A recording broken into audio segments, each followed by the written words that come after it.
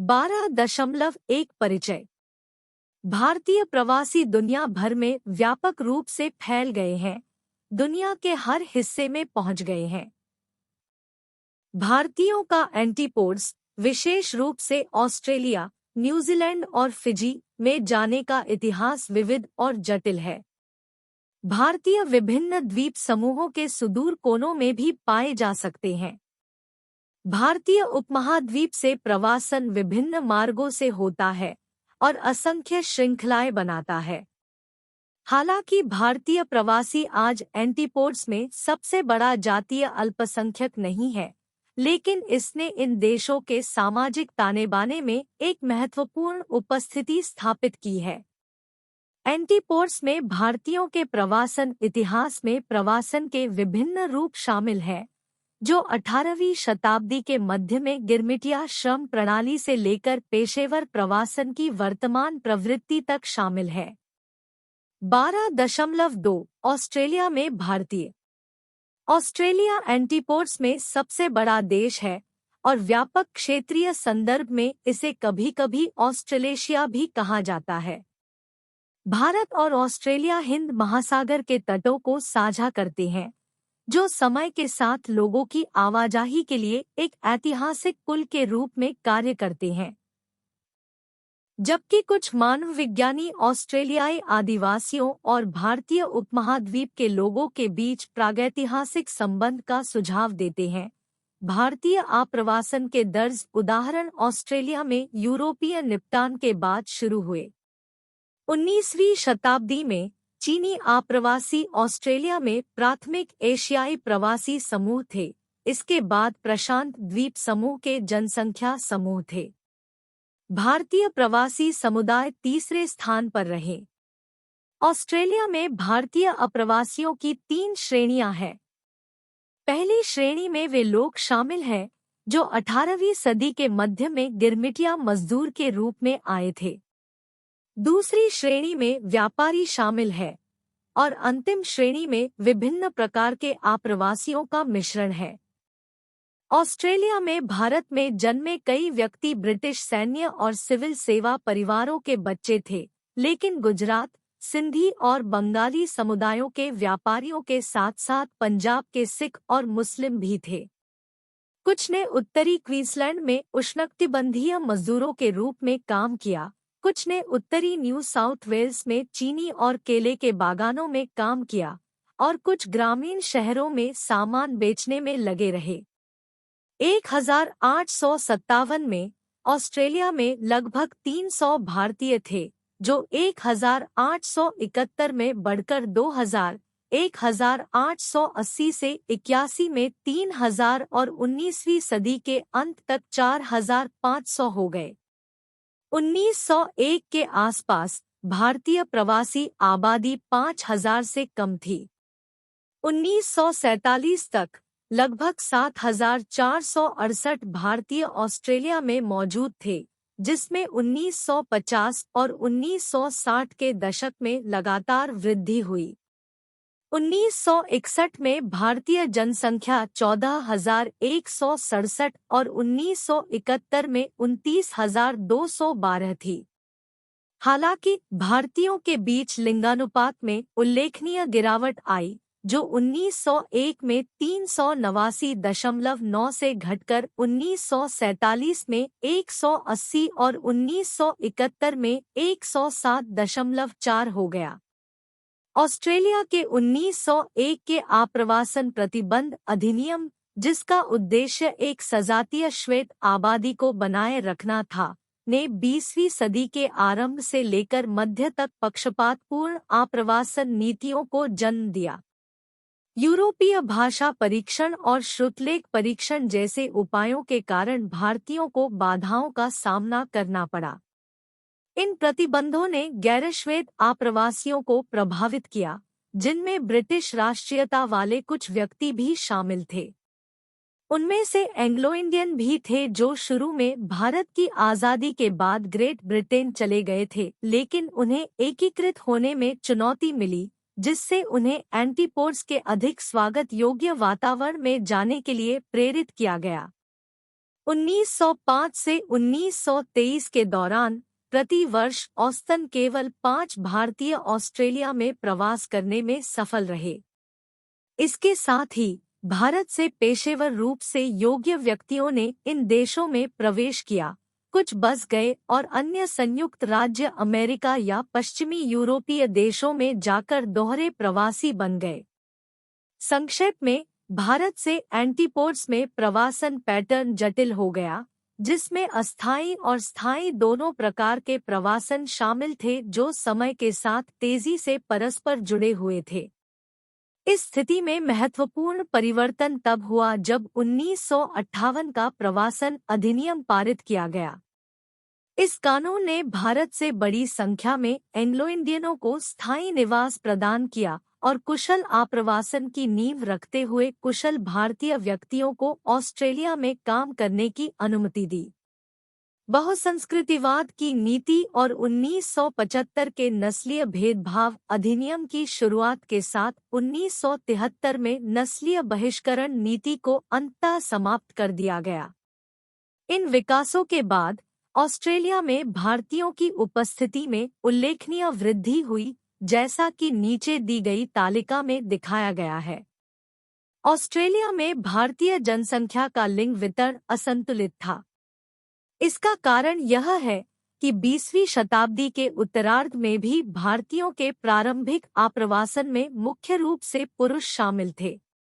पत्नियों और बच्चों को शामिल करना एक हालिया विकास है, जिसे भारत से दुल्हनों और दूल्हों को अनुमति देने के लिए आव्रजन कानूनों में ढील दी गई है।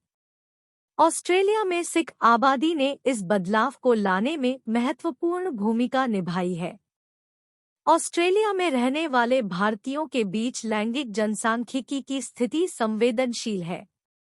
भारतीय आप्रवासन की प्रवृत्ति से पता चलता है कि परिवार आधारित प्रवासन की तुलना में कुशल प्रवासन में वृद्धि हुई है। इस बदलाव के कारण भारतीय प्रवासियों के भीतर पेशेवर श्रमिकों की एक परत का उदय हुआ है, जैसा कि नीचे दी गई तालिका में दिखाया गया है। स्थल: भारतीय प्रवासी मुख्य रूप से विकसित क्षेत्रों में रहते हैं, मुख्यतः शहरी क्षेत्रों में। उनमें से लगभग 2/3 सिडनी, मेलबोर्न और पर्थ के महानगरीय शहरों में रहते हैं। भारतीय समुदाय का अधिकांश हिस्सा ऑस्ट्रेलिया के औद्योगिक रूप से विकसित क्षेत्रों या राज्यों में केंद्रित है।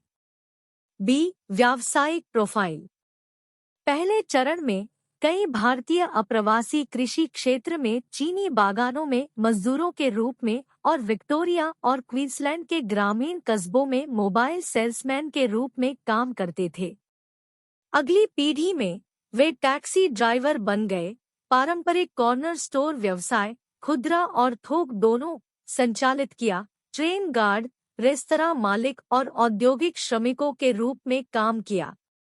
ऑस्ट्रेलिया में भारतीय प्रवासियों की नवीनतम पीढ़ी में कुशल श्रमिक शामिल हैं, जिनमें डॉक्टर 1967 और 1976 के बीच भारत से आए 600 से अधिक, इंजीनियर, अकाउंटेंट, स्वास्थ्य कार्यकर्ता, तकनीशियन, शिक्षाविद और हाल ही में सूचना प्रौद्योगिकी (IT) पेशेवर शामिल है।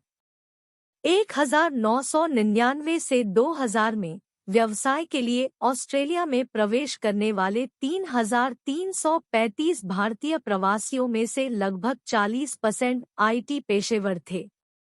यह ऑस्ट्रेलिया में भारतीय प्रवासियों के आय वितरण द्वारा समर्थित है, जहां लगभग आधी आबादी $16,000 और $40,000 के बीच कमाती है। उन्हें मूल आय वर्ग में वर्गीकृत किया गया है। लगभग 10% भारतीय प्रवासी आबादी ऑस्ट्रेलियाई समाज में उच्च आय वर्ग में आती है, जिसमें उद्योग, विनिर्माण, IT, शिक्षाविद और चिकित्सा क्षेत्र के पेशेवर शामिल है। ऑस्ट्रेलिया में भारतीय प्रवासियों में पहचान का निर्माण। ऑस्ट्रेलिया में भारतीय समुदाय अपने गृह देश भारत की विविध सांस्कृतिक पहचान को दर्शाता है। इस एकता के बावजूद ऑस्ट्रेलिया में भारतीय प्रवास का इतिहास प्रत्येक प्रवास लहर से जुड़े अद्वितीय सांस्कृतिक समूहों को प्रकट करता है। भारतीय प्रवासियों को 4 समूहों में वर्गीकृत किया जा सकता है। पुराने आप्रवासी, नए आप्रवासी, भौगोलिक रूप से अप्रत्यक्ष भारतीय आप्रवासी और ऑस्ट्रेलिया में जन्मे भारतीयों की दूसरी पीढ़ी। शुरुआती अप्रवासी गिरमिटिया मजदूर थे, जिनमें हिंदू भी शामिल थे, जिन्हें अफीम, शराब और स्प्रिट की लत जैसी बुराइयों की कथित कमी के कारण प्राथमिकता दी गई थी। छोटा नागपुर के धनगर भी इस समूह का हिस्सा थे, लेकिन वे बिना कोई निशान छोड़े लगभग गायब हो गए हैं। एक अन्य उल्लेखनीय समूह में ग्रामीण पंजाब के 400 सिख शामिल थे, जो 1890 के दशक के दौरान सोने के क्षेत्रों में आने वाले पंजाबी मुसलमानों और अफगानों के साथ वूलगुलगा में बस गए थे। इन समुदायों के वंशजों ने आप्रवासन की पहली लहर को सहन करते हुए सहन किया है। उन्होंने विशिष्ट पोशाक, प्रतीक और व्यवहार पैटर्न विकसित किए हैं और प्राथमिक क्षेत्र में कृषि मजदूरों, बागवानों और विक्रेता के रूप में शामिल रहे हैं। हाल के अप्रवासी भारत के विभिन्न हिस्सों से आते हैं और आर्थिक रूप से संपन्न पृष्ठभूमि से आने वाले कुशल पेशेवर हैं।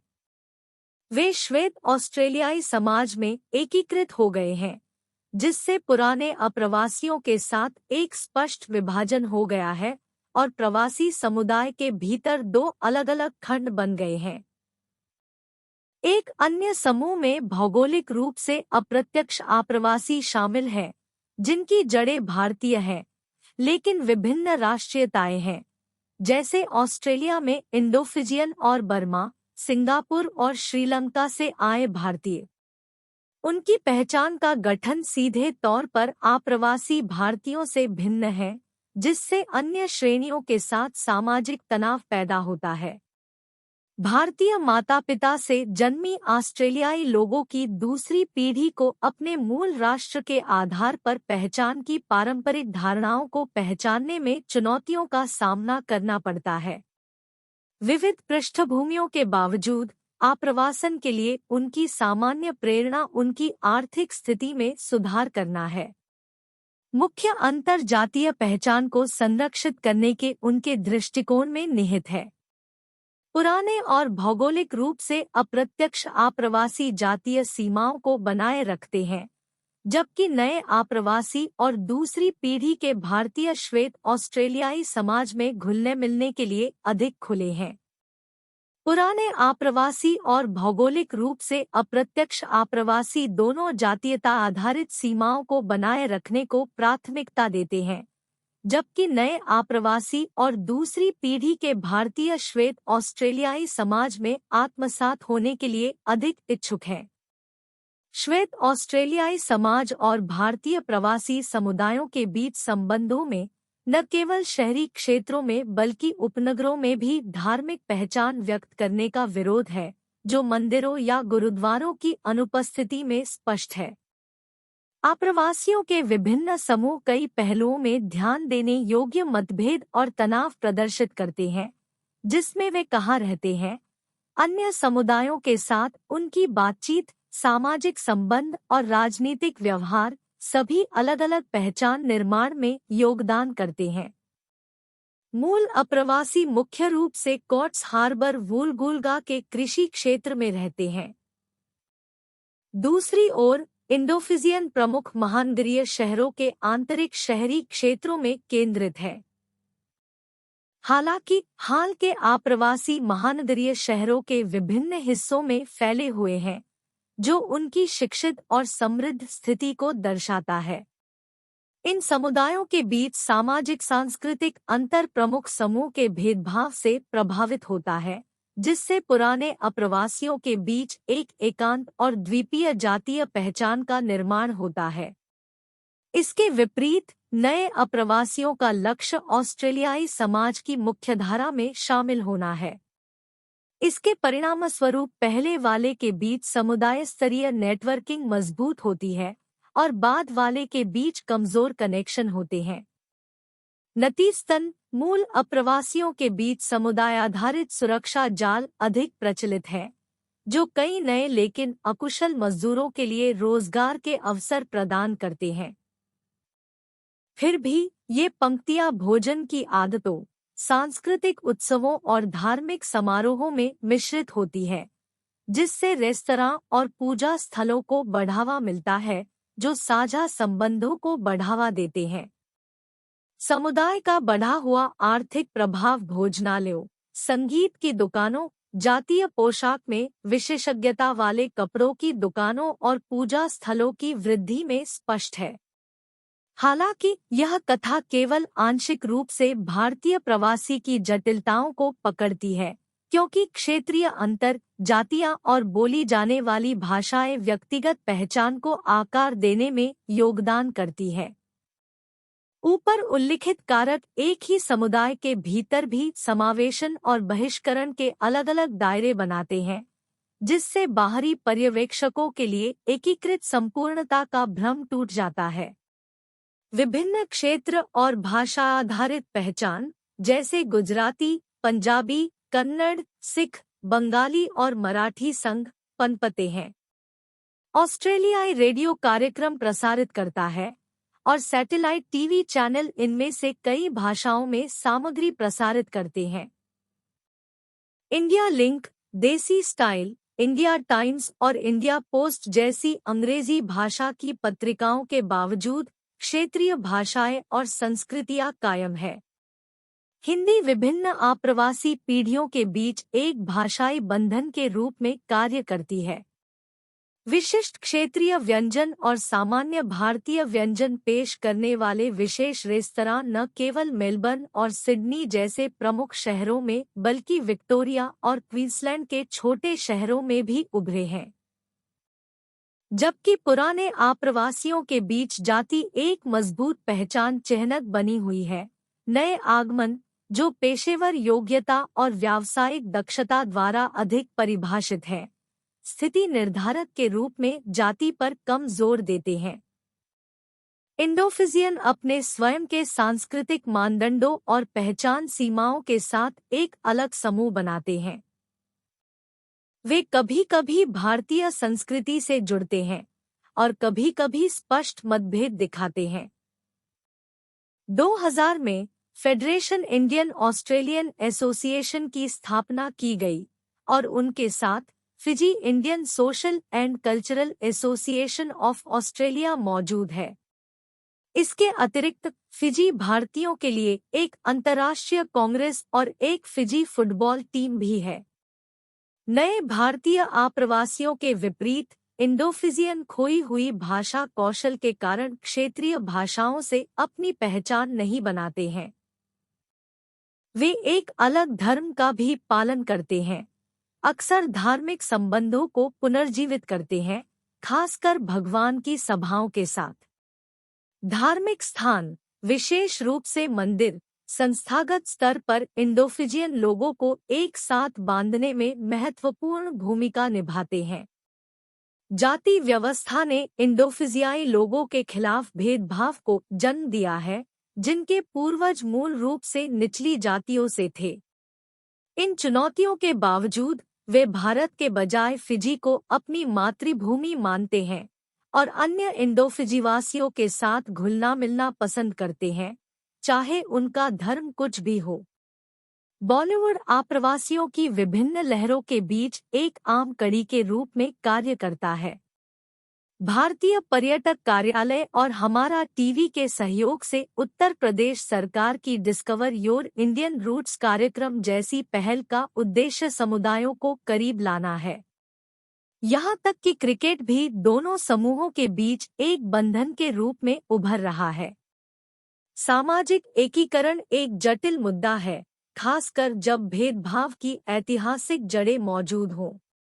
इसके बावजूद ऑस्ट्रेलिया में भारतीय प्रवासी समुदाय सामाजिक ताने-बाने में अपेक्षाकृत अच्छी तरह से घुल-मिल गया है। भारतीयों पर दंगों या हमलों की न्यूनतम घटनाएं होती हैं, खासकर उन इंडोफिजियन लोगों के बीच जो फिजी में कथित असुरक्षा के कारण पलायन कर गए थे। ऑस्ट्रेलिया में रहने वाला भारतीय समुदाय अपनी विविध प्रकृति और एकता के कारण ऑस्ट्रेलियाई समाज का एक महत्वपूर्ण हिस्सा है। इसका उद्देश्य इस समुदाय का और अधिक विस्तार करना और बड़ी संख्या में भारतीयों को आकर्षित करना है। चिंतन और कार्रवाई 12.1 ऑस्ट्रेलिया में भारतीय प्रवासियों के भीतर पहचान निर्माण की प्रकृति का वर्णन करें। शीर्षक ऑस्ट्रेलिया में भारतीय प्रवासी के भीतर पहचान निर्माण एक व्यापक अन्वेषण। परिचय। एक इग्नू छात्र के रूप में जिसे रिफ्लेक्शन एंड एक्शन 12.1 का काम सौंपा गया है, मैं ऑस्ट्रेलिया में भारतीय प्रवासियों के भीतर पहचान निर्माण की बारीकियों पर गौर करता हूँ। यह अन्वेषण समय, संस्कृति और एक जीवंत समुदाय के सामूहिक अनुभवों के माध्यम से एक यात्रा है जो अपनी अपनाई गई मातृभूमि के बहुसांस्कृतिक परिदृश्य में पहचान को आकार देने की जटिल प्रक्रिया से जूझता है। ऐतिहासिक आधार। ऑस्ट्रेलिया में भारतीय प्रवासियों की वर्तमान स्थिति को समझने के लिए एक ऐतिहासिक दृष्टिकोण की आवश्यकता है। 19वीं सदी के शुरुआती श्रमिक प्रवास से लेकर समकालीन कुशल प्रवास तक प्रवासी भारतीयों की यात्रा विविध अनुभवों से चिह्नित है। ये ऐतिहासिक धागे पहचान के तानेबाने में बुनते हैं, सांस्कृतिक अनुकूलन, सामुदायिक एकजुटता और पीढ़ियों के बीच परंपराओं के प्रसारण को प्रभावित करते हैं। इस प्रकार प्रवासी भारतीयों की पहचान प्रवासन पैटर्न और सामाजिक राजनीतिक परिदृश्य के ऐतिहासिक संदर्भ में गहराई से निहित है। सांस्कृतिक संकरता। पहचान निर्माण के मूल में सांस्कृतिक संकरता की अवधारणा निहित है। ऑस्ट्रेलिया में भारतीय प्रवासी सांस्कृतिक तत्वों के मिश्रण का प्रतीक है, जो अपनी भारतीय जड़ों और ऑस्ट्रेलियाई परिवेश के बीच नाजुक संतुलन बनाते हैं। यह मिश्रित पहचान भाषा के उपयोग, पाक प्रथाओं और धार्मिक अनुष्ठानों में प्रकट होती है। इस समुदाय के भीतर विविधता एक स्थिर अनुभव नहीं है, बल्कि सांस्कृतिक तत्वों का एक गतिशील परस्पर क्रिया है, जो प्रवासी पहचान की विकसित प्रकृति में योगदान देता है। पहचान निर्माण में चुनौतियाँ। ऑस्ट्रेलिया में भारतीय प्रवासियों के भीतर पहचान निर्माण चुनौतियों से रहित नहीं है। प्रमुख ऑस्ट्रेलियाई संस्कृति को आत्मसात करते हुए सांस्कृतिक विरासत को संरक्षित करने का संघर्ष एक नाजुक संतुलन कार्य है। ऑस्ट्रेलिया में जन्मी और पली भी दूसरी पीढ़ी के लिए यह संघर्ष अक्सर पहचान के संकट में बदल जाता है, क्योंकि वे अपनी विरासत की अपेक्षाओं को अपने ऑस्ट्रेलियाई जीवन की वास्तविकताओं के साथ जोड़ते हैं। परंपरा और आधुनिकता के बीच का द्वंद्व उनकी पहचान निर्माण का एक निर्णायक पहलू बन जाता है। सामुदायिक गतिशीलता। प्रवासी भारतीयों के भीतर भाषाई, धार्मिक और क्षेत्रीय विविधता की एक समृद्ध टेपेस्ट्री मौजूद है। प्रत्येक समुदाय विशिष्ट सांस्कृतिक प्रथाओं में योगदान देता है, जो ऑस्ट्रेलिया में भारतीय प्रवासी की बड़ी पहचान को आकार देता है।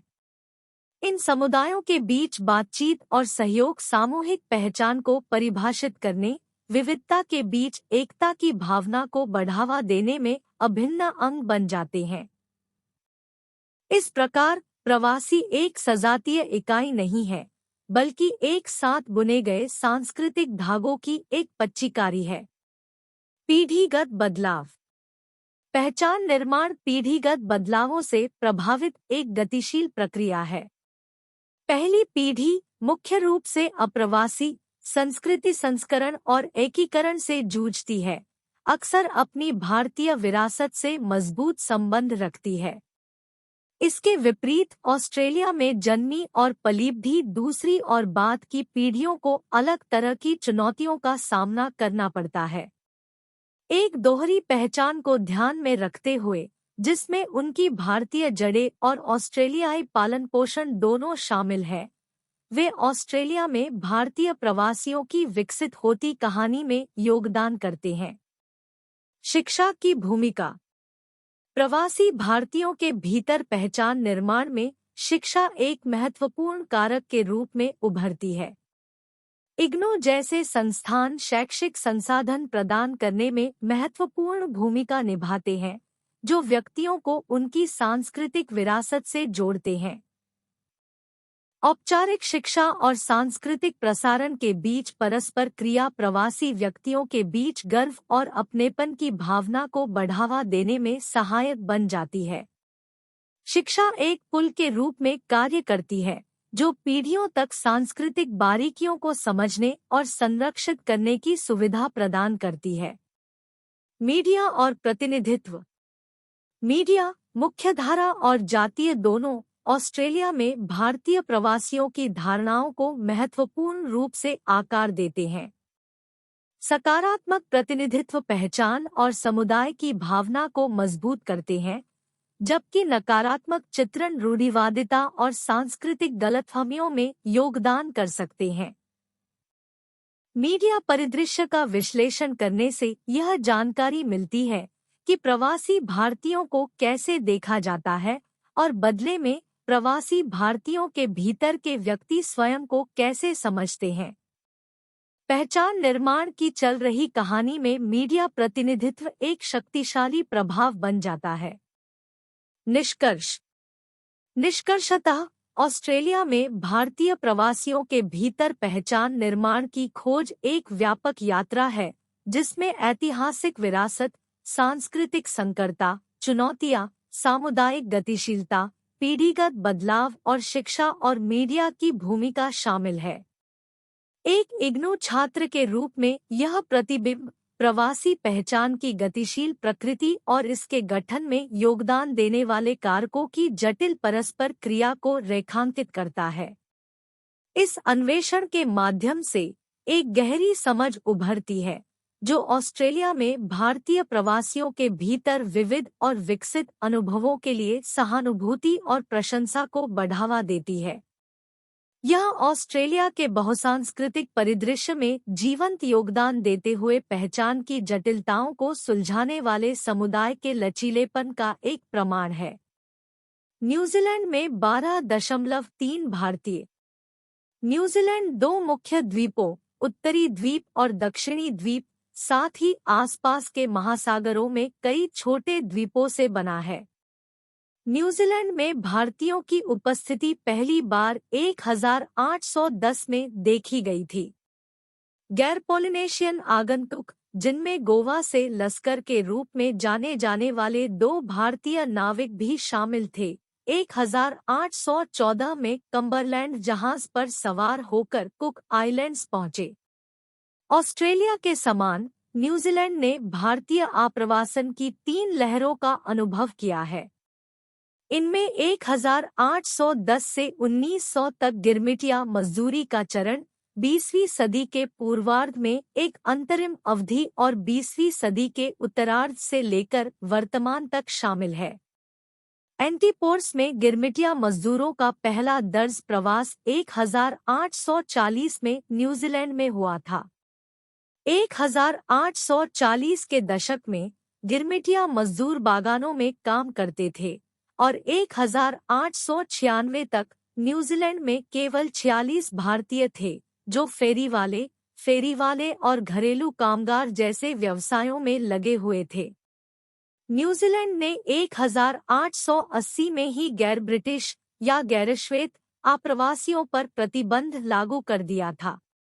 1899 के आप्रवासन प्रतिबंध अधिनियम में स्थापित आधिकारिक आप्रवासन नीति के अनुसार गैर ब्रिटिश और गैरश्वेत आप्रवासियों को आवेदन पत्र लिखना और हस्ताक्षर करना आवश्यक था। एक यूरोपीय भाषा में उल्लेखनीय रूप से लगभग 87 वर्षों के नस्लीआधारित आप्रवासन के बाद न्यूजीलैंड में गैरश्वेत निवासियों को अनुमति देने वाली नीति केवल 1986 में बदली गई। 1986 के नीतिगत बदलाव में ध्यान मूल देश से हटकर आने वाले प्रवासियों के कौशल और व्यवसायों पर केंद्रित हो गया। इस परिवर्तन ने भारतीय समुदाय को न्यूजीलैंड में बसने के लिए एक बड़ा स्थान प्रदान किया। न्यूजीलैंड में भारतीय प्रवासियों का एक महत्वपूर्ण हिस्सा 2 बार प्रवासियों, विशेषकर इंडोफिजियनों का है। फिजी में विभिन्न जातीय समूहों के बीच चल रही राजनीतिक अशांति के कारण वे न्यूजीलैंड चले गए। 20वीं सदी की शुरुआत में भारतीय आप्रवासन की दूसरी लहर ने वर्तमान जनसांख्यिकीय के लिए आधार तैयार किया, क्योंकि विविध धार्मिक और भाषाई पृष्ठभूमि वाले इंडोफिजियन के विभिन्न उपसमूहों ने अस्थायी कार्य परमिट के माध्यम से न्यूजीलैंड में शरण मांगी। उदाहरण के लिए, इंडोफिजियन मुसलमानों को मुख्य रूप से मध्य पूर्व में निर्यात किए जाने वाले मांस पैकिंग उद्योग में हलाल वध करने वालों के रूप में रोजगार मिला। न्यूजीलैंड द्वारा कुशल पेशेवरों के लिए अपने दरवाजे खोलने के साथ आप्रवासन परिदृश्य और विकसित हुआ, जिससे धीरे धीरे भारतीय डॉक्टरों, इंजीनियरों, भूवैज्ञानिकों, व्यापारियों, IT पेशेवरों और शिक्षाविदों की आमद हुई, जिससे आप्रवासियों की एक नई लहर शुरू हुई। न्यूजीलैंड में भारतीयों की पहचान। प्रारंभ में न्यूजीलैंड में भारतीय छोटे व्यापारी और बागान श्रमिक थे, जो बाद में केला किसान, मसाला दुकान के मालिक और टैक्सी चालक जैसी भूमिकाओं में बदल गए। ऑस्ट्रेलिया और न्यूजीलैंड दोनों में बड़ी संख्या में भारतीय घरेलू कामगार भी मौजूद हैं। इंडोफिजियन प्रमुख रूप से निर्माण उद्योग और विभिन्न आकस्मिक वेटनर्जन व्यवसायों में शामिल है। डॉक्टर, इंजीनियर, भूवैज्ञानिक, व्यवसायी, IT पेशेवर और शिक्षाविद सहित कुशल पेशेवर भारतीय समुदाय का एक अलग वर्ग बनाते हैं। इसके अतिरिक्त इन अर्थव्यवस्थाओं के अनौपचारिक क्षेत्र में समाहित अवैध अप्रवासियों की उल्लेखनीय उपस्थिति है। स्थान। भारतीय प्रवासी मुख्य रूप से न्यूजीलैंड के शहरों में रहते हैं, जिनका ध्यान ऑकलैंड और वेलिंगटन जैसे शहरी केंद्रों पर है। ये व्यक्ति शहर के भीतरी क्षेत्रों में केंद्रित हैं, जो इन शहरों की आबादी का 45% से अधिक है, जिससे क्लस्टरिंग प्रभाव पैदा होता है। इसके अतिरिक्त भारतीय छात्रों की उल्लेखनीय उपस्थिति है, जो इन जनसांख्यिकीय आंकड़ों में लगातार योगदान दे रहे हैं। ग्रामीण क्षेत्रों में भारतीय छोटे खुदरा व्यवसाय चलाने और ग्रामीण इलाकों में शारीरिक श्रम में संलग्न होने में भूमिका निभाते हैं। जनसांख्यिकी। एंटीपोर्ट्स क्षेत्र में सामान्य प्रवृत्ति के अनुसार न्यूजीलैंड में भारतीयों की आबादी मुख्य रूप से युवा है। अधिकांश भारतीय 15 से 39 आयु वर्ग में आते हैं, जबकि सबसे छोटा हिस्सा बुजुर्ग जनसांख्यिकीय का है। वहां 40 से 64 आयु वर्ग की एक बड़ी स्थापित जनसंख्या भी है, जो विलंबित लेकिन महत्वपूर्ण वृद्धि का संकेत देती है। न्यूजीलैंड सरकार सांख्यिकी प्रभाग के अनुसार अनुमान 7.5% दशकीय विकास दर का सुझाव देते हैं। शिक्षा। एंटीपोडियन देशों की शिक्षा प्रणाली में ए और ओ स्तरों पर भारतीयों की उपस्थिति अच्छी तरह से प्रलेखित है। उपस्थिति प्रतिशत ऊंचा है, हालांकि लैंगिक असमानताएं हैं। लड़कियों की तुलना में अधिक लड़के अपनी शिक्षा पूरी कर रहे हैं। उच्च शिक्षा में, विशेषकर स्नातक स्तर की पढ़ाई में, पुरुषों का दबदबा कायम है। कई छात्र व्यावसायिक पाठ्यक्रम अपनाते हैं और अक्सर संयुक्त राज्य अमेरिका या यूरोप के विश्वविद्यालयों में चले जाते हैं। इसके अतिरिक्त तकनीकी, चिकित्सा और प्रबंधन संस्थानों में अध्ययन के लिए भारत लौटने की परंपरा है, जिसे संयुक्त राज्य अमेरिका या पश्चिमी यूरोप की तुलना में अधिक किफायती विकल्प माना जाता है। कार्य भागीदारी। न्यूजीलैंड में भारतीयों के बीच कार्य भागीदारी दर मध्यम है, 46 से 48% के बीच। हालांकि बेरोजगारी दर अपेक्षाकृत अधिक है, जो 29 से 31% के आसपास है। यह विसंगति दर्शाती है कि अनौपचारिक क्षेत्र के व्यक्तियों को सरकारी आंकड़ों में शामिल नहीं किया जाता है, जो भारतीय समुदाय के भीतर निम्न वर्ग का एक महत्वपूर्ण हिस्सा है। जबकि भारतीय समुदाय उद्योग और आईटी क्षेत्रों में अपनी वृद्धि के लिए पहचाना जाता है, वास्तविक संख्या अपेक्षाकृत कम है। मूल क्षेत्र और धर्म। भारतीय आप्रवासन के शुरुआती दिनों में मुख्य रूप से 1970 के दशक से पहले अधिकांश लगभग 90% सूरत के आसपास के क्षेत्रों से आए गुजराती हिंदू थे। बाद में पंजाबी और इंडोफिजियन, जिनमें ज्यादातर हिंदू भी थे, समुदाय में शामिल हो गए। न्यूजीलैंड में लगभग 80% भारतीय प्रवासी हिंदू धर्म का पालन करते हैं, जबकि मुस्लिम लगभग 2% है और शेष आबादी विभिन्न अन्य धर्मों का पालन करती है। कई मंदिरों और गुरुद्वारों का निर्माण किया गया है, जो हिंदू धर्म के भीतर विविध संप्रदायों को दर्शाते हैं। भारत के विभिन्न क्षेत्रों का प्रतिनिधित्व करने वाले नए आप्रवासियों के साथ प्रवासी भारतीयों की संरचना बदल गई, जिसके परिणामस्वरूप न्यूजीलैंड में सभी भाषाई और सांस्कृतिक समूहों का प्रतिनिधित्व होने लगा। न्यूजीलैंड में भारतीय प्रवासियों के स्वास्थ्य संबंधी मुद्दे। भारतीय प्रवासी महिलाओं को पुरुषों की तुलना में अधिक स्वास्थ्य उपेक्षा का सामना करना पड़ता है, जिसमें शारीरिक गतिविधि दर सबसे कम और मोटापा दर सबसे अधिक है। पुरुषों और महिलाओं दोनों को अन्य आप्रवासी समूहों की तुलना में मधुमेह की उच्च दर का अनुभव होता है, साथ ही उपचारित उच्च कोलेस्ट्रॉल की उच्च दर और अस्थमा का अधिक प्रसार होता है। समुदाय काफी तनाव और घटिया आवास स्थितियों से भी जूझ रहा है। जबकि न्यूजीलैंड में अधिकांश भारतीयों का जीवन स्तर निम्न है, कुछ अपवाद भी हैं।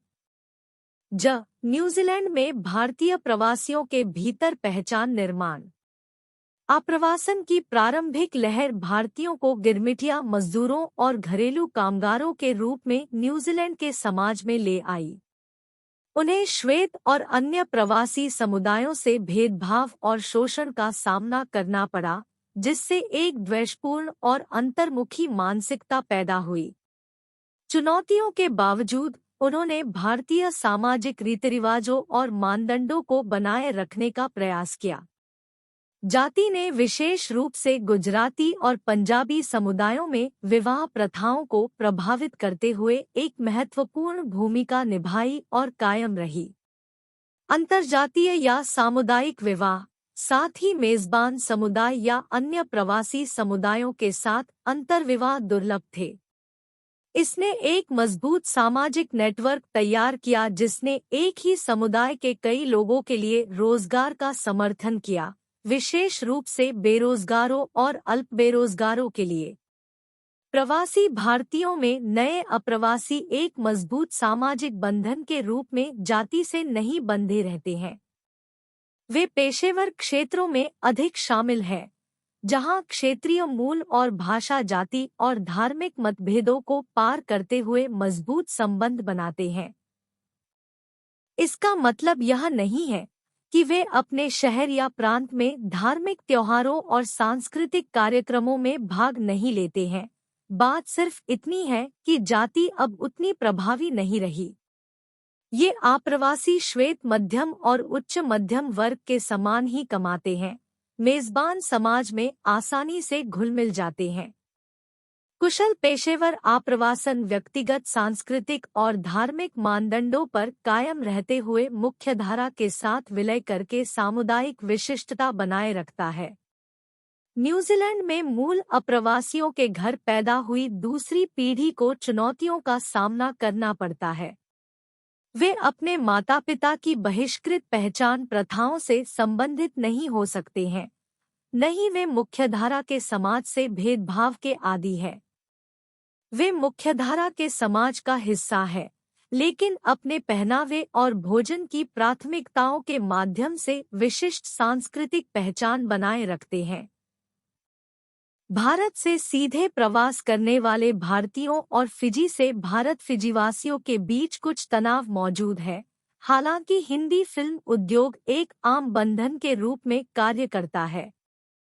न्यूजीलैंड में भारतीय प्रवासी समुदाय धीरे धीरे महत्व और आर्थिक ताकत हासिल कर रहा है, जो 2003 में दिवाली जैसे आम धार्मिक त्योहारों की बढ़ती भव्यता से स्पष्ट है, जिसमें महत्वपूर्ण राजनेता भी शामिल होते हैं। सामाजिक तनावों के बावजूद विभिन्न समुदाय शांतिपूर्वक सह-अस्तित्व में हैं। उत्कृष्ट विकास के अवसरों के साथ गतिशील प्रवासी विकास की नींव रखते हैं। चिंतन और कार्रवाई 12.1 न्यूजीलैंड में भारतीय प्रवासियों की प्रोफाइल पर चर्चा करें।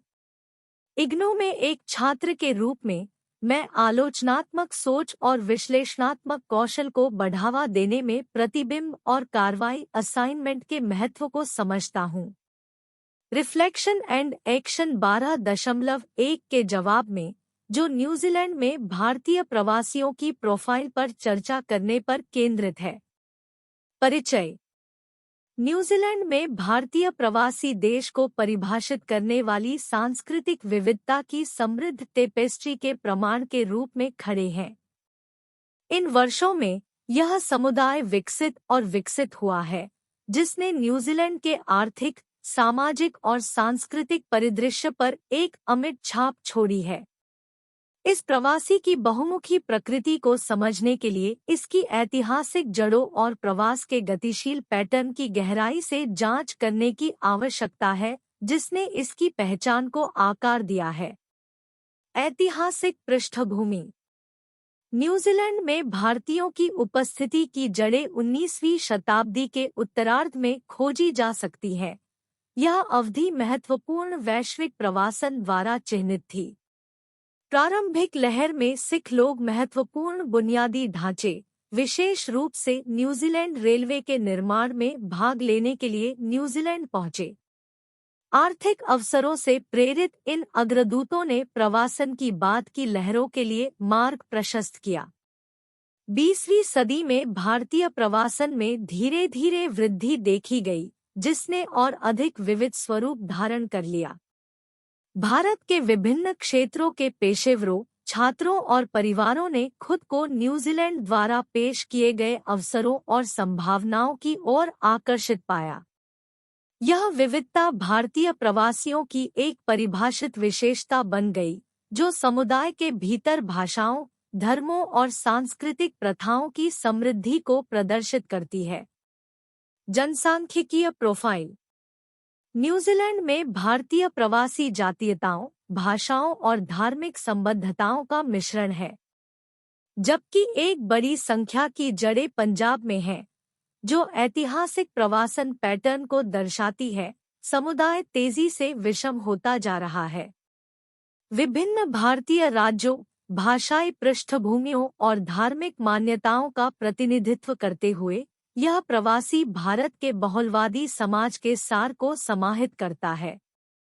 जनगणना के आंकड़े भारतीय जनसंख्या में लगातार वृद्धि का संकेत देते हैं, जो न्यूजीलैंड के व्यापक बहुसांस्कृतिक संदर्भ में इसके जनसांख्यिकीय महत्व पर जोर देते हैं। यह विविधता न केवल भारतीय समुदाय के लिए ताकत का स्रोत है, बल्कि एक समावेशी समाज को बढ़ावा देने के लिए न्यूजीलैंड की प्रतिबद्धता का भी प्रतिबिंब है। शिक्षा और व्यावसायिक उपलब्धियां। शिक्षा न्यूजीलैंड में भारतीय प्रवासियों की सफलता की कहानी की आधारशिला के रूप में खड़ी है।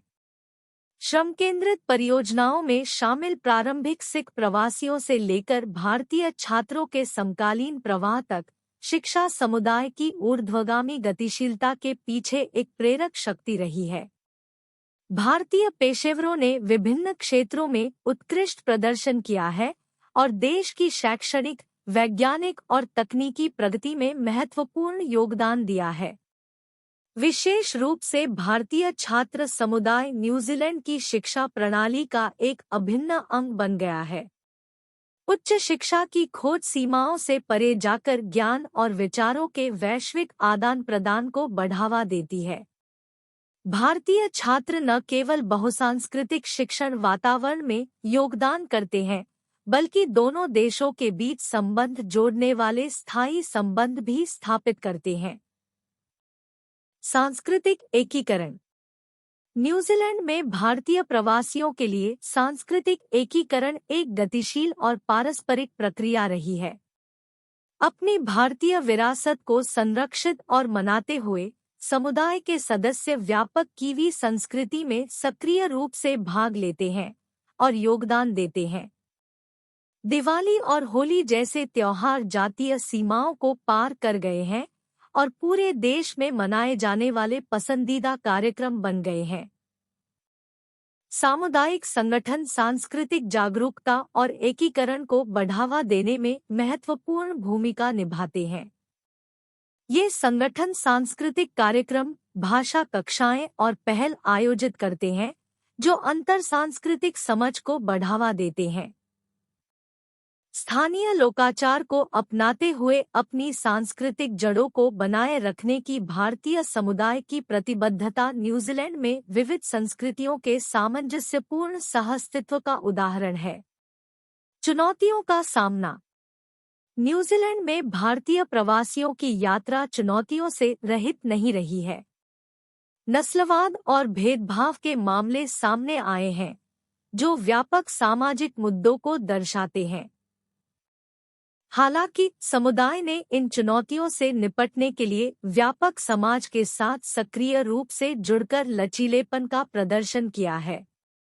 सांस्कृतिक समझ को बढ़ावा देने और रूढ़िवादिता का मुकाबला करने के उद्देश्य से अधिक समावेशी वातावरण को बढ़ावा देने की पहल की गई है। सामुदायिक संगठन और नेटवर्क। भारतीय प्रवासियों ने असंख्य संगठन और नेटवर्क स्थापित किए हैं, जिनमें से प्रत्येक समुदाय को जोड़ने, समर्थन करने और वकालत करने में एक अद्वितीय उद्देश्य प्रदान करता है।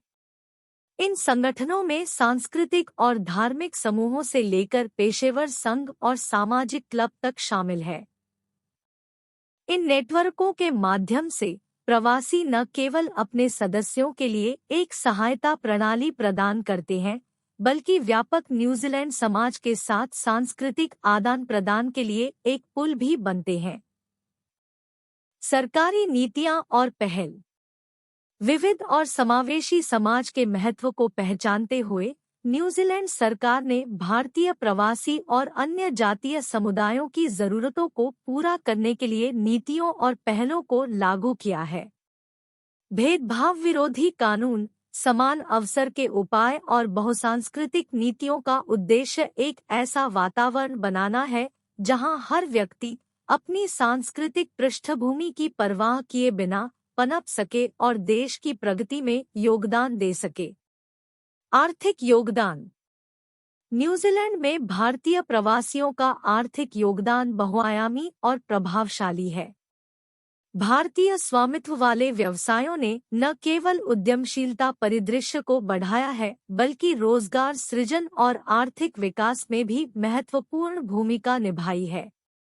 आतिथ्य, खुदरा और प्रौद्योगिकी सहित विभिन्न क्षेत्रों में प्रवासी भारतीयों की भागीदारी इसके विविध और प्रभावशाली आर्थिक पच्चीन को रेखांकित करती है। भारतीय समुदाय के भीतर उद्यमशीलता की सफलता की कहानियां इसके सदस्यों के नवाचार और व्यावसायिक कौशल को उजागर करती है।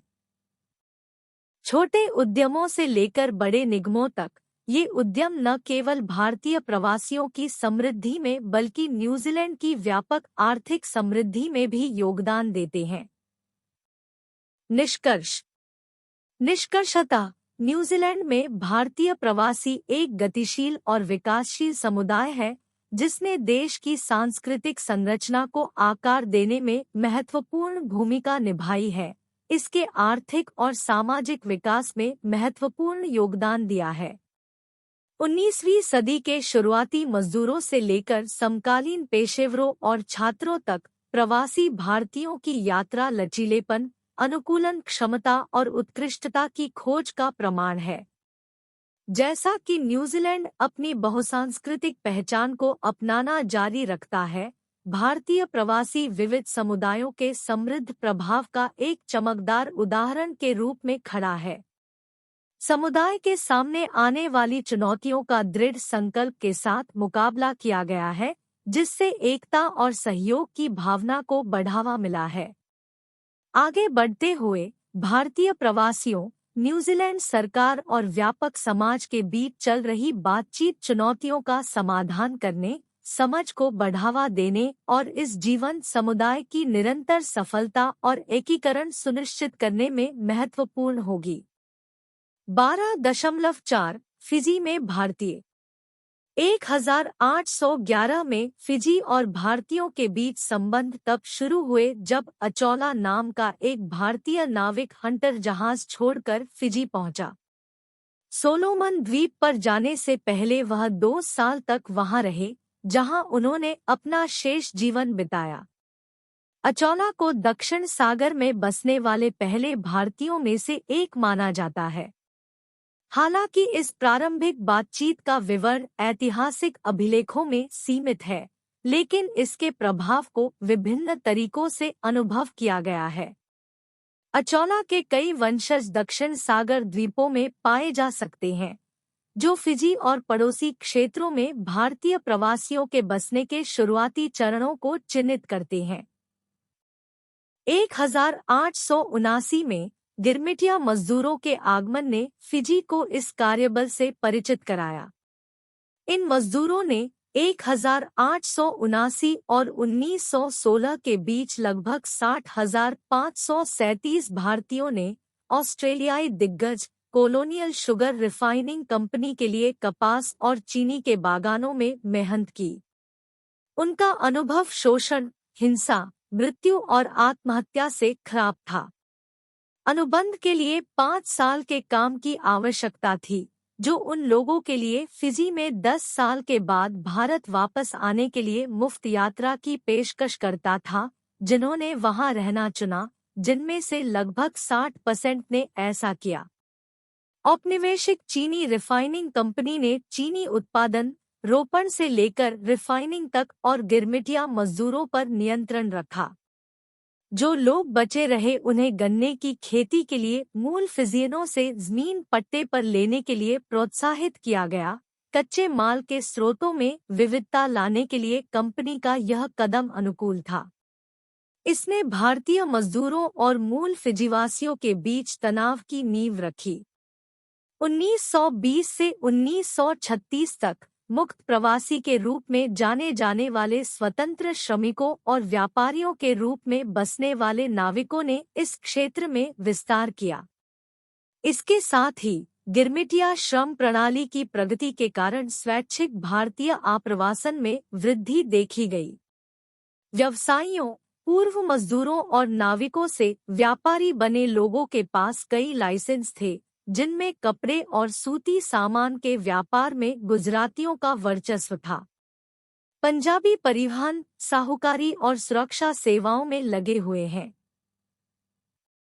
कृषि में अनिश्चितता और कुछ समुदायों के व्यापार प्रभुत्व के बीच आर्य समाज, ईसाई चर्च और मुस्लिम लीग जैसे संगठनों की सहायता से शिक्षा प्रगति का मार्ग बन गई। इसके परिणामस्वरूप फिजी में भारतीय विभिन्न व्यवसायों में प्रवेश करने लगे, सरकारी कर्मचारी और कुशल तकनीशियन बन गए। 1920 के दशक से 1960 के दशक की शुरुआत तक फिजी में भारतीय प्रवासियों की जनसंख्या में वृद्धि हुई, जो कुल जनसंख्या का 50% से अधिक थी।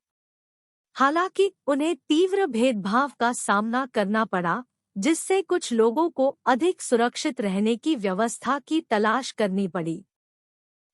1970 के बाद फिजी में सामाजिक एकीकरण। 1970 में फिजी की आज़ादी के बाद लगभग सभी इंडो-फिजीवासियों ने फिजी राष्ट्रीयता अपना ली। हालांकि उनकी स्थिति और खराब हो गई क्योंकि उन्हें उस जमीन का अधिकार नहीं दिया गया जिस पर वे खेती करते थे। इसके बजाय उनके पट्टे अगले 30 वर्षों के लिए बढ़ा दिए गए। दीर्घकालिक सुरक्षा के अभाव और अपनेपन की भावना के कारण इंडो-फिजीवासियों ने अपने बच्चों की शिक्षा को प्राथमिकता दी, जो कई चुनौतियों के बावजूद फिजी की सबसे महत्वपूर्ण उपलब्धि बन गई। फिजी के राजनीतिक परिदृश्य में भारतीय प्रवासी समुदाय को धीरे धीरे शत्रु माना जाने लगा, मुख्यतः भूमि स्वामित्व के बारे में चिंताओं के कारण। इसमें इंडोफिजियनों का चित्रण किया गया था, जिसे भारतीय गिरमिटिया, गिरमिट से निकला एक शब्द जिसका अर्थ समझौता, गिरमिटिया मजदूर का पर्याय है, के रूप में लेबल किया गया था, जो अधिकांश कृषि भूमि और प्रक्रियाओं को नियंत्रित करता था। हालांकि इस डर को बाद में खारिज कर दिया गया, जिससे पता चला कि मूल फिजीवासियों के पास अब लगभग 87% भूमि स्वामित्व है, जबकि भारतीयों के पास 2% से कम है। यह धारणा कि भूमि स्वामित्व पर इंडोफिजियनों का प्रभुत्व था, दोनों समुदायों के बीच अन्य सांस्कृतिक तनावों को छिपाते हुए एक निर्मित भय के रूप में दिखाया गया था। वर्तमान फिजी में अधिकांश भूमि स्वामित्व अधिकार मूल फिजीवासियों के पास है, जबकि इंडोफिजियन पट्टाधारकों की संख्या में काफी गिरावट आई है। जब 1970 के दशक में दिए गए पट्टे समाप्त हो गए, तो उन्हें अक्सर नवीनीकृत नहीं किया गया। देशी फिजियन ने इंडोफिजियनों को काम करने की अनुमति देने के बजाय अनुत्पादक भूमि को प्राथमिकता दी। इसके अतिरिक्त शिक्षा में वृद्धि ने इंडोफिजियन समुदाय को मूल फिजियनों की तुलना में बेहतर रोजगार की स्थिति में ला खड़ा किया, जिससे वे प्रशांत द्वीपों के पुनर्निर्माण के लिए श्रम बल में महत्वपूर्ण भूमिका निभा सके। परिणामस्वरूप इंडोफिजियो ने दक्षिण प्रशांत द्वीपों में एक प्रमुख सेवा प्रदाता छवि विकसित की। फिजी की वर्तमान स्थिति में कई कारक योगदान करते हैं, जो जीवन के विभिन्न पहलुओं को प्रभावित करते हैं। फिजी और भारतीय समुदाय एक ही भौगोलिक स्थान पर सहअस्तित्व में हैं, लेकिन अलग-अलग सांस्कृतिक और सामाजिक दुनिया में रहते हैं। नंदन इस बात पर जोर देते हैं कि यह अलगाव उपनिवेशीकरण, प्रवासन और वृक्षारोपण से शुरू हुआ, जो सांप्रदायिक प्रतिनिधित्व और संस्थानों के माध्यम से जारी रहा। उनके अलग-अलग स्कूल, पूजा स्थल, जीवन शैली, गांव और परंपराएं हैं। यह विभाजन भाषा, रीति-रिवाजों और समारोहों तक फैला हुआ है, जो अलग-अलग वास्तविकताओं का निर्माण करता है। यह सांप्रदायिक विभाजन राष्ट्र के लिए हानिकारक है और फिजी कोई अपवाद नहीं है। धार्मिक मतभेद महत्वपूर्ण है। अधिकांश फिजीवासी ईसाई हैं और अन्य धर्मों के प्रति सीमित समझ या सहिष्णुता रखते हैं। यह आप्रवासी फिलिपिनो को मूल फिजीवासियों के साथ एकीकरण में योगदान देता है। चीनी और फिलिपिनो जैसे अन्य प्रवासी समूहों की तुलना में इंडोफिजियन और फिजियन के बीच अंतर्विवाह न्यूनतम है। भाषा एक बाधा के रूप में कार्य करती है, क्योंकि दोनों समूह अपनी अपनी भाषाओं और औपनिवेशिक भाषा से चिपके रहते हैं। आपसी सम्मान और सामाजिक प्रभुत्व की कमी के कारण आने वाली पीढ़ियों में नाराजगी पैदा होती है। जब नई पीढ़ियां बातचीत करती हैं, तो ऐतिहासिक नाराजगी सामने आती है, जो वर्तमान संबंधों को प्रभावित करती है। काल्पनिक परिदृश्यों और वर्तमान तनाव से भय और नकारात्मक भावनाएं उत्पन्न होती है।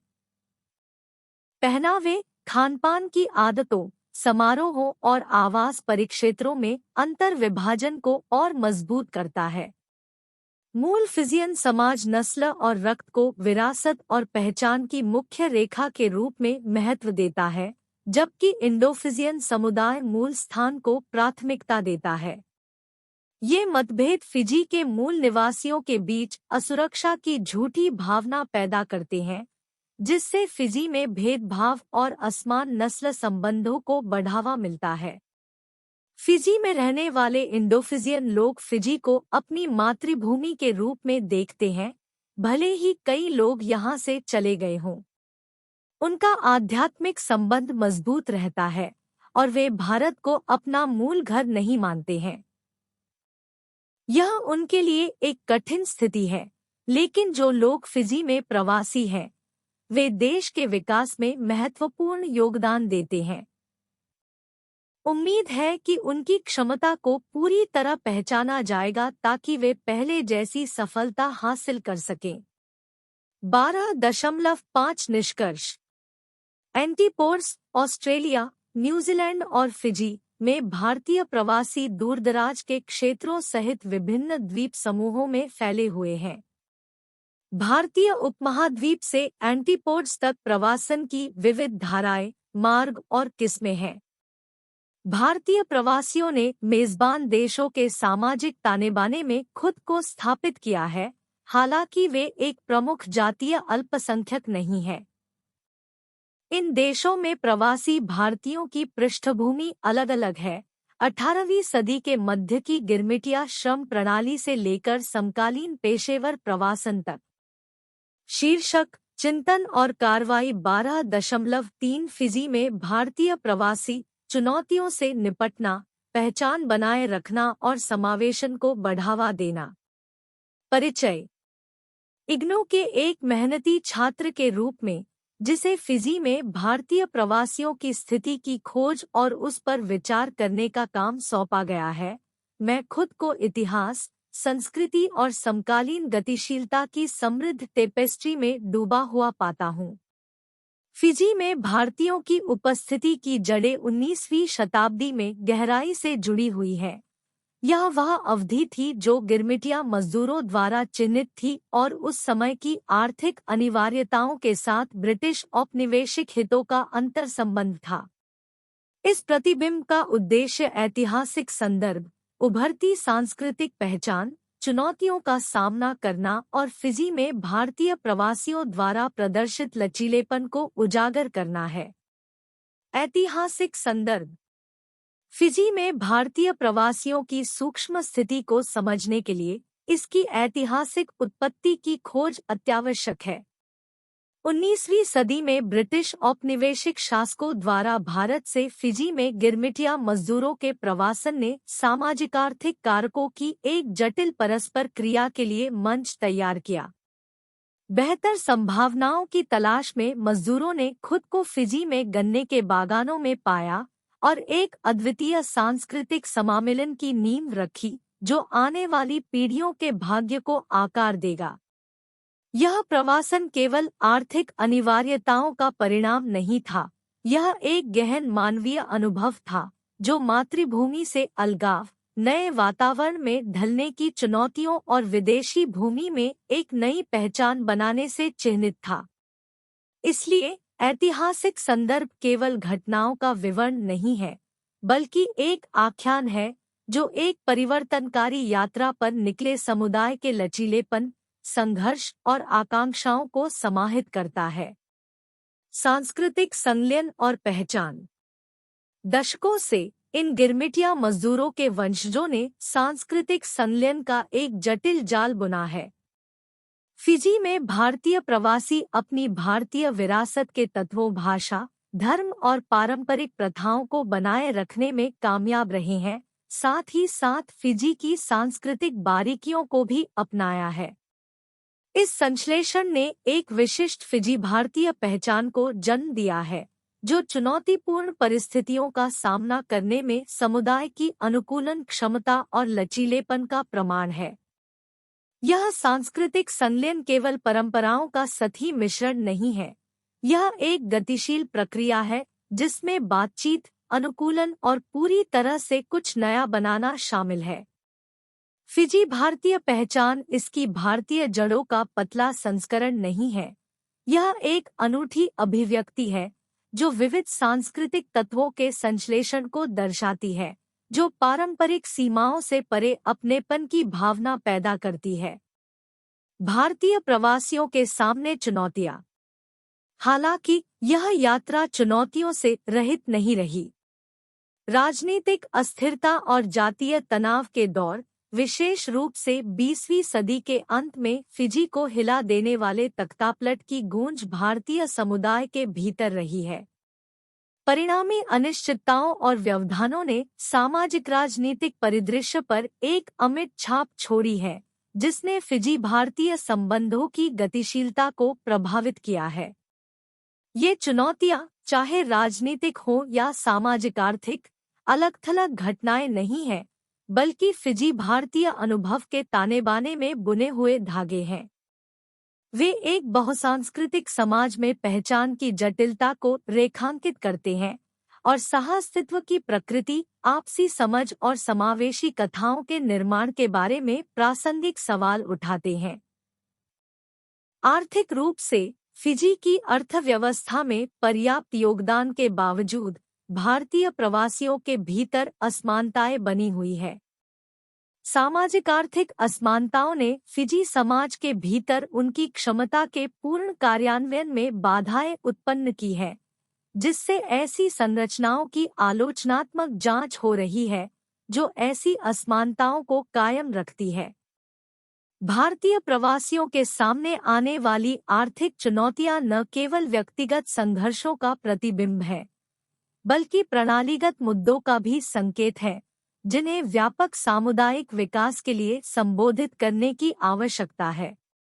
आर्थिक सशक्तिकरण की कथा सामाजिक न्याय, समान अवसर और एक ऐसे वातावरण के निर्माण के सवालों से जुड़ी हुई है जो हर व्यक्ति के विकास को बढ़ावा देता है, भले ही उनकी सांस्कृतिक पृष्ठभूमि कुछ भी हो। सांस्कृतिक संरक्षण प्रयास। फिर भी इन चुनौतियों के बीच फिजी में भारतीय प्रवासियों ने अपनी सांस्कृतिक विरासत को संरक्षित करने के लिए एक उल्लेखनीय प्रतिबद्धता का प्रदर्शन किया है। सांस्कृतिक त्योहार, धार्मिक कार्यक्रम और सामुदायिक संगठन ताकत के स्तंभ के रूप में काम करते हैं, समुदाय के भीतर पहचान और एकता की भावना को बढ़ावा देते हैं।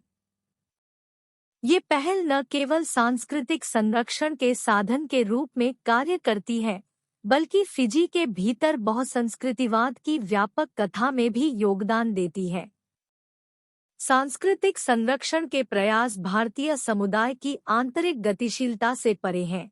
वे ऐसे पुल हैं जो फिजी के भीतर विभिन्न सांस्कृतिक समूहों को जोड़ते हैं।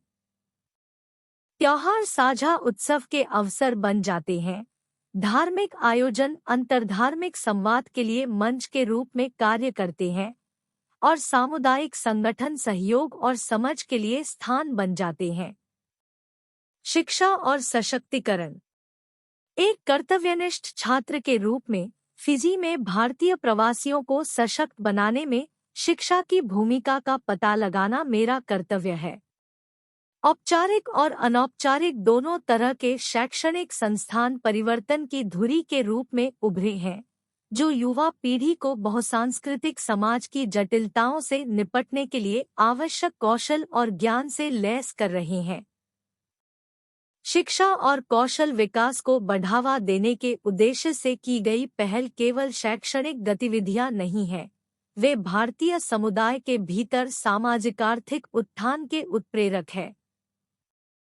शिक्षा और सशक्तिकरण की कहानी केवल डिग्री और कौशल प्राप्त करने के बारे में नहीं है, यह एक परिवर्तनकारी यात्रा है जो समुदाय के भीतर व्यक्तियों के दृष्टिकोण, आकांक्षाओं और क्षमताओं को आकार देती है। शिक्षा बाधाओं को तोड़ने, रूढ़िवादिता को चुनौती देने और समाज के सभी क्षेत्रों में सार्थक भागीदारी के लिए रास्ते बनाने का एक उपकरण बन जाती है। एकीकरण और सामाजिक सामंजस्य। इस प्रतिबिंब का अभिन्न अंग फिजी समाज के भीतर एकीकरण और सामाजिक सामंजस्य के स्तर की जांच है। जबकि भारतीय प्रवासियों ने अपनी सांस्कृतिक पहचान को संरक्षित करने में सराहनीय प्रगति की है, सार्थक अंतरसांस्कृतिक संबंधों का प्रश्न बड़ा बना हुआ है। विभिन्न जातीय समूहों के बीच संवाद, समझ और सहयोग को बढ़ावा देने वाली पहल अधिक सामंजस्यपूर्ण और समावेशी समाज को बढ़ावा देने में आवश्यक घटक बन जाती है।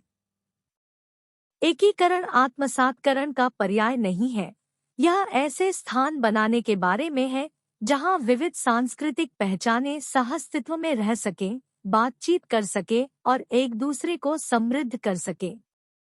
सामाजिक एकता कोई स्थिर अवस्था नहीं है, यह एक गतिशील प्रक्रिया है जिसमें विविधता को समझने, सहनशीलता और सराहना की दिशा में निरंतर प्रयासों की आवश्यकता होती है।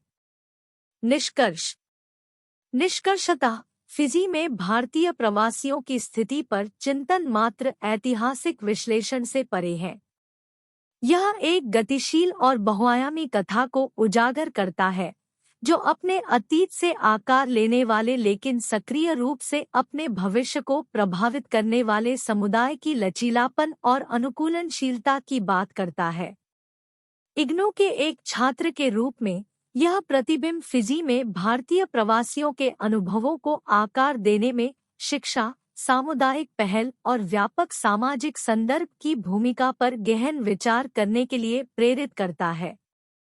इस समुदाय की चल रही कथा बहुसांस्कृतिक समाजों की निरंतर विकसित हो रही टेपेस्ट्री में समावेशिता, समझ और सहयोग को बढ़ावा देने के महत्व को रेखांकित करती है। चुनौतियों से निपटने, पहचान बनाए रखने और समावेशन को बढ़ावा देने में फिजी में भारतीय प्रवासी एक राष्ट्र के ढांचे को समृद्ध करने के लिए मानवीय प्रयास की अदम्य भावना और सांस्कृतिक विविधता की शक्ति के प्रमाण के रूप में खड़े हैं। जैसे ही हम फिजी में भारतीय प्रवासियों की यात्रा पर विचार करते हैं, यह स्पष्ट हो जाता है कि उनकी कहानी अलग-थलग नहीं है, बल्कि मानव प्रवास, सांस्कृतिक विकास और सामाजिक गतिशीलता के व्यापक विषयों से जुड़ी हुई है। यह हमें न केवल अतीत और वर्तमान पर सवाल उठाने के लिए प्रेरित करता है, बल्कि विविधता और आपसी सम्मान के सिद्धांतों पर बने समाजों के लिए हम जिस भविष्य की कल्पना करते हैं, उस पर भी सवाल उठाने के लिए प्रेरित करता है। इस परिदृश्य को पार करते हुए प्रतिबिंब सिर्फ एक अकादमिक अभ्यास नहीं, बल्कि एक अधिक समावेशी और सामंजस्यपूर्ण दुनिया के लिए कार्रवाई का आह्वान बन जाता है।